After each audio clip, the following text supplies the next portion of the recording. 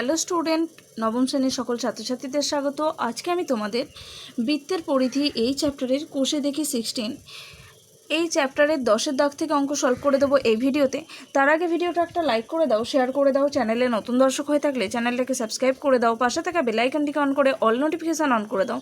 তোমাদের ম্যাথের chapter wise video link এই ভিডিও ডেসক্রিপশন বক্সে দেওয়া থাকবে, ডেসক্রিপশন বক্স থেকে দেখে নেবে। আর আজকে চলো 10-এর দাগের অঙ্ক দেখো। 10-এর দাগের অঙ্কে বলা হয়েছে, গ্রামের নিয়ামত চাচা একটি মোটরের চাকার সঙ্গে বেল্ট দিয়ে একটি মেশিনের চাকা যুক্ত করেছেন। মোটরের চাকার ব্যাসের দৈর্ঘ্য 14 সেমি এবং মেশিনের চাকার ব্যাসের দৈর্ঘ্য 94.5 সেন্টিমিটার। মোটরের চাকা যদি প্রতি সেকেন্ডে 27 বার ঘোরে, তবে মেশিনের চাকা ঘন্টায় কতবার ঘুরবে হিসেব করে লিখি। এটা হচ্ছে মেশিনের চাকা, এটা মোটরের চাকা। মেশিনের চাকার সাথে মোটরের চাকা যুক্ত করেছে। প্রশ্নে আমাদের মোটরের চাকার ব্যাসের দৈর্ঘ্য বলা আছে 14 সেন্টিমিটার। তাহলে ওখান থেকে আমরা মোটরের চাকার ব্যাসার্ধ বের করব এবং মোটরের চাকার পরিধি বের করব। মোটরের চাকার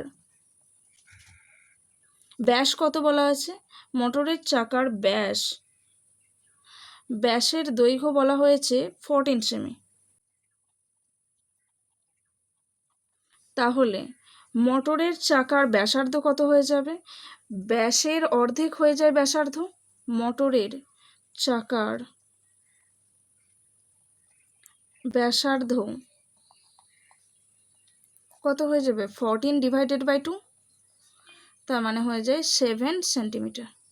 ওকে, এবার তাহলে মোটরের চাকার পরিধি কত হবে? মোটরের চাকার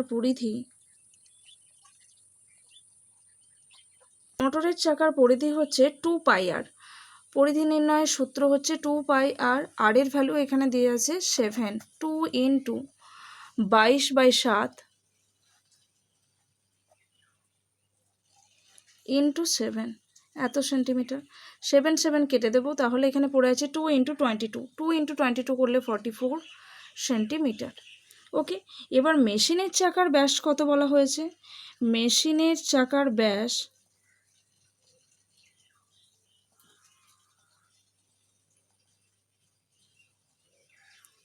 94.5 সেন্টিমিটার বলা হয়েছে। তাহলে মেশিনের চাকার ব্যাসার্ধ বের করে নিতে হবে। মেশিনের চাকার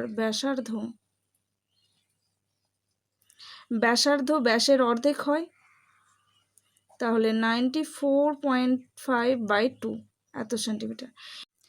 মেশিনের চাকার পরিধি কত হবে? দেখো, পরিধি নির্ণয়ের সূত্র একটু আগেই দেখেছি, 2πr।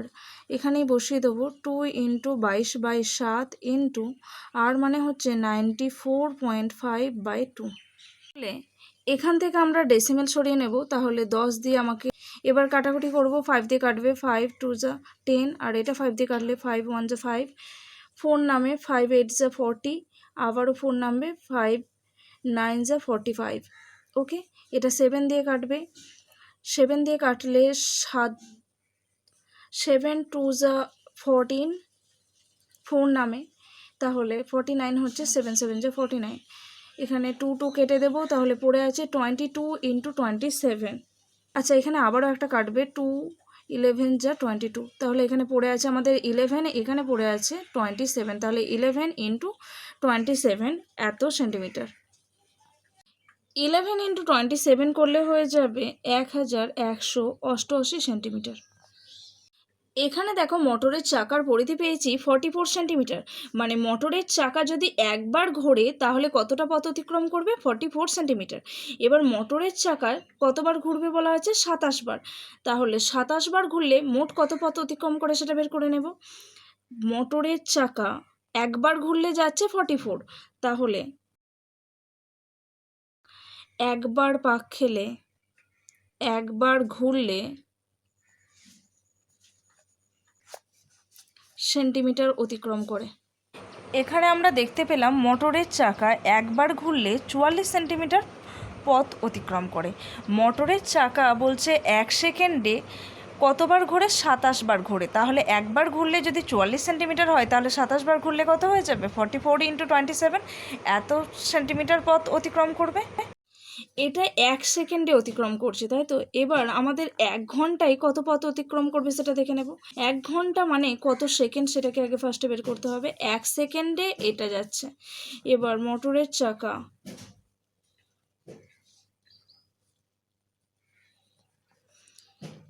এক সেকেন্ডে যায় এত পথ, তাহলে 1 ঘন্টা মানে হচ্ছে 60 × 60 এত সেকেন্ড। এত সেকেন্ডে কত পথ অতিক্রম করবে সেটা দেখে নেব। এত সেকেন্ডে অতিক্রম করে কতটা? দেখো 1 সেকেন্ডে এতটা, তাহলে এত সেকেন্ডে কত হয়ে যাবে? 44 × 27 × 60 × 60, এত পথ, এত সেন্টিমিটার। এবার দেখে নেব মেশিনের চাকা 1 ঘন্টায় কত পথ অতিক্রম করছে। মেশিনের চাকা এত সেন্টিমিটার পথ যেতে একবার ঘুরছে, এই যে। এবার আমরা দেখে নেব মেশিনের চাকা এত সেন্টিমিটার পথ যেতে কত সময় নেবে, কতবার ঘুরতে হবে তাকে। কত সময় নেবে না, কতবার ঘুরতে হবে। মেশিনের চাকা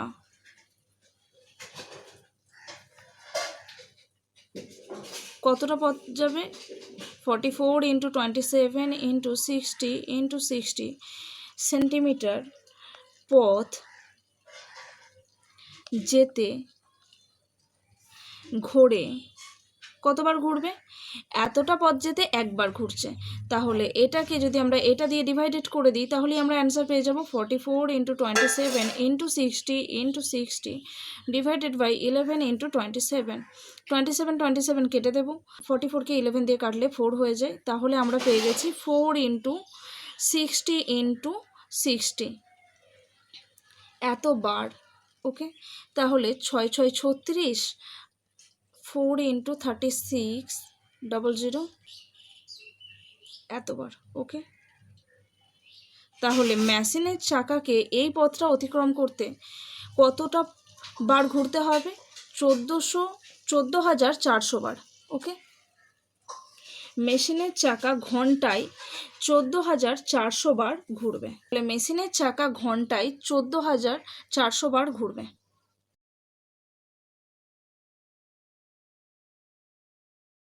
নেক্সট অঙ্ক 11 দাগের অঙ্ক দেখো। নেক্সট অঙ্ক 11 দাগের অঙ্ক দেখো। আমাদের ক্লাব ঘরের ঘড়িটির ঘন্টার কাঁটা ও মিনিটের কাঁটার দৈর্ঘ্য যথাক্রমে 8.4 সেন্টিমিটার ও 14 সেন্টিমিটার।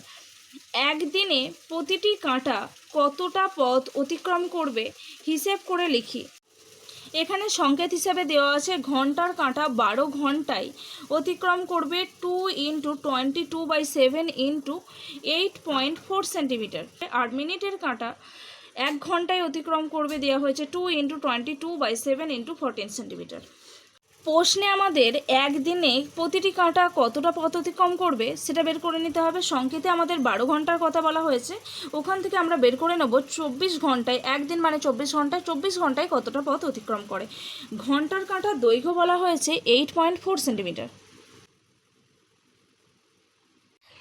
দেখো বই আমাদের বলে দেওয়া হয়েছে ঘন্টার কাঁটার দৈর্ঘ্য 8.4 সেন্টিমিটার, আর ঘন্টার কাঁটা 12 ঘন্টায় একবার পূর্ণ আবর্তন করে।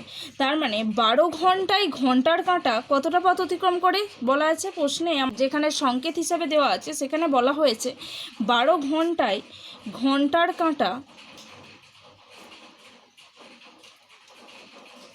অতিক্রম করে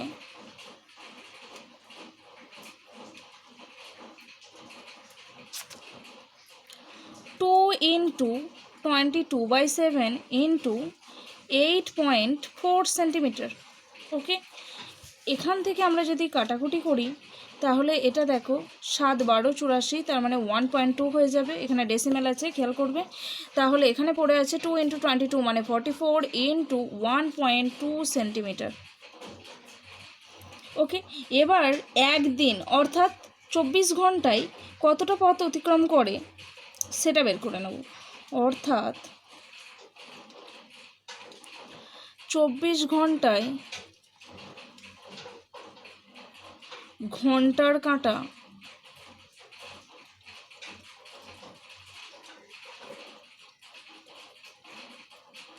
অতিক্রম করে 12 ঘন্টায় যদি এত পথ অতিক্রম করে, 24 ঘন্টা মানে 2 দিয়ে গুণ করে দিলেই পেয়ে যাব 44 ইন্টু 1.2 ইন্টু 2 এত সেন্টিমিটার। 44 ইন্টু 2 করলে 88 ইন্টু 1.2 সেন্টিমিটার। বোঝা গেছে?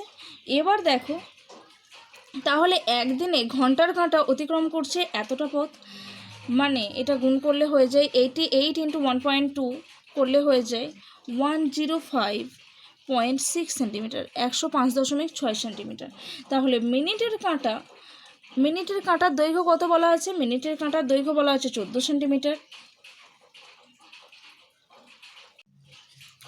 প্রশ্নে আমাদের মিনিটের কাঁটার দৈর্ঘ্য বলা আছে 14 সেন্টিমিটার। আর এখানে দেখো যেহেতু মিনিটের কাঁটা 1 ঘন্টায় একবার পূর্ণ আবর্তন করে, তাহলে মিনিটের কাঁটা 1 ঘন্টায় অতিক্রান্ত পথ কত বলা আছে সংকেতে?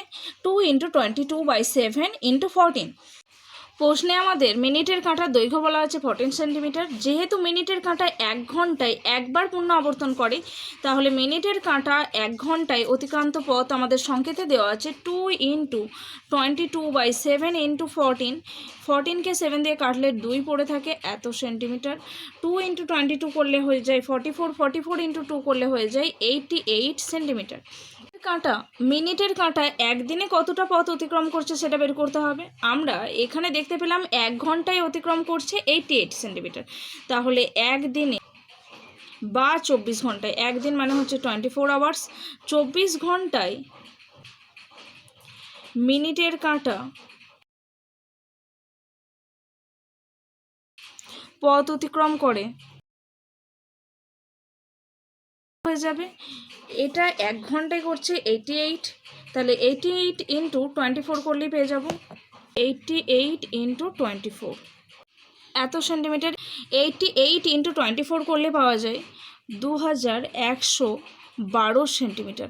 তাহলে মিনিটের কাঁটা একদিনে অতিক্রম করছে 2112 সেন্টিমিটার, আর ঘন্টার কাঁটা অতিক্রম করছে 105.6 সেন্টিমিটার। এটাই ছিল আমাদের অ্যান্সার। আমাদের বলা হয়েছে প্রশ্নে যে একদিনে ঘন্টার কাঁটা ও মিনিটের কাঁটা কত পথ অতিক্রম করে সেটা বের করার কথা ছিল। আমাদের বেরিয়ে গেছে একদিনে ঘন্টার কাঁটা অতিক্রম করছে 105.6 সেন্টিমিটার, আর মিনিটের কাঁটা অতিক্রম করছে 2112 সেন্টিমিটার। নেক্সট অঙ্ক 12 দাগের অঙ্ক দেখো। আমি ও বন্ধু মিহির দুটি বৃত্ত এঁকেছি যাদের ব্যাসের দৈর্ঘ্যের অনুপাত, এখানে কিছু বলা নেই, তোমরা নিজেদের মতন করে ব্যাসের অনুপাত বসাবে এবং হিসেব করে দেখি আমাদের বৃত্তের পরিধির অনুপাত। প্রথমে ব্যাসের অনুপাত তোমরা নিজের মতন করে ধরে নেবে, দিয়ে সেখান থেকে পরিধি বের করবে। পরিধি বের করার সূত্র তোমরা জানো 2πr, এখান থেকেই তোমরা পরিধি বের করে নিতে পারবে। এটা তোমরা নিজেরা করবে। কে কত ব্যাস ধরেছিলে সেই অনুযায়ী কত পরিধি পেয়েছো সেটা কমেন্ট সেকশানে আমাকে জানাবে। নেক্সট অঙ্ক 13 দাগের অঙ্ক দেখো। রহিমের একটি বৃত্তাকার মাঠের পুরোটা একবার দৌড়াতে যে সময় লাগে ব্যাস বরাবর এক প্রান্ত থেকে আর এক প্রান্ত যেতে তার থেকে 40 সেকেন্ড কম সময় লাগে। রহিমের গতিবেগ 90 মিটার প্রতি মিনিটে হলে মাঠের ব্যাসের দৈর্ঘ্য হিসেব করে লিখি। প্রশ্নে দেখো শেষ লাইনে বলা হয়েছে রহিমের গতিবেগ 90 মিটার প্রতি মিনিটে হলে, তার মানে বুঝতে পারছি যে 1 মিনিটে যাচ্ছে 90 মিটার, তাই তো? 1 মিনিটে যায় 90 মিটার, 1 মিনিট মানে হচ্ছে 60 সেকেন্ড। তাহলে রহিম 60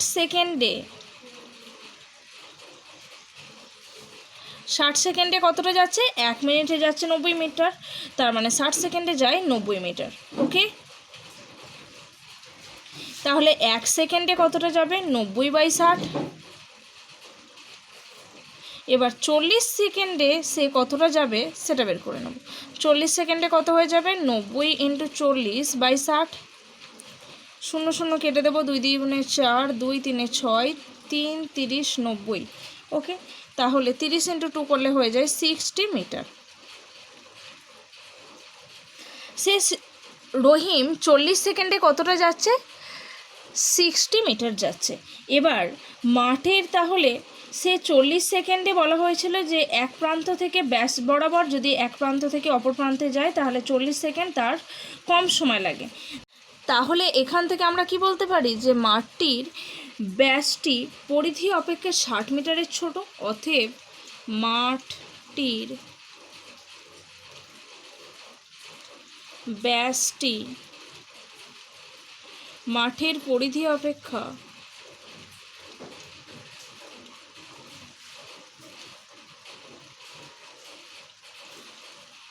60 মিটারের ছোট।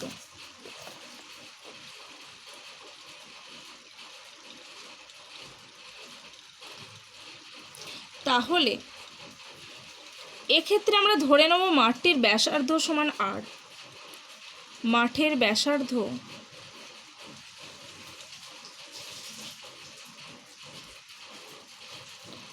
ব্যাসার্ধ সমান হচ্ছে আর মিটার।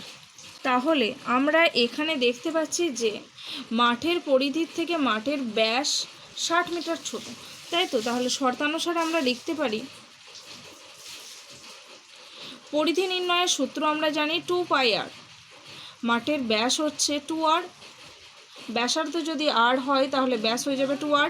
2πr মাইনাস 2r সমান কত হয়ে যাবে? 60। তাহলে এখান থেকে আমরা কি কমন নিতে পারি? দেখো দুটোর মধ্যে 2r কমন আছে, এখানে পড়ে থাকে পাই মাইনাস 1 ইকুয়ালস টু 60।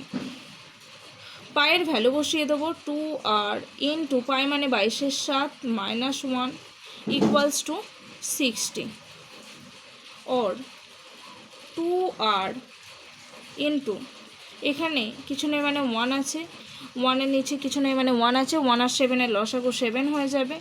22 যেমন আছে লিখলাম, মাইনাস 1 ইন্টু 7 হবে, তার মানে 7 হয়ে যাবে 60, और